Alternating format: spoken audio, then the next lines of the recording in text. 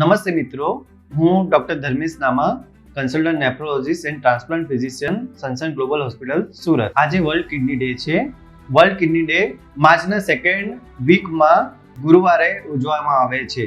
સો આ વર્ષની world kidney ડેની theme છે kidney health for all, equitable access two kidney care and optimal medical practice.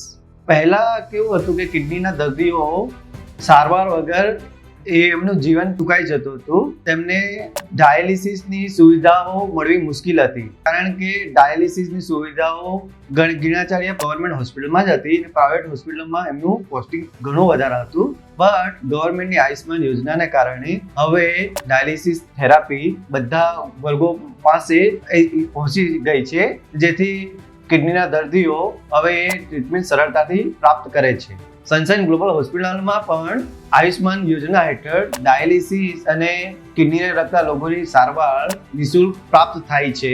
તો એમનો જેટલો બને એટલો લાભ લેવ અને બીજાને લેવા માટે પ્રોત્સાહિત કરો.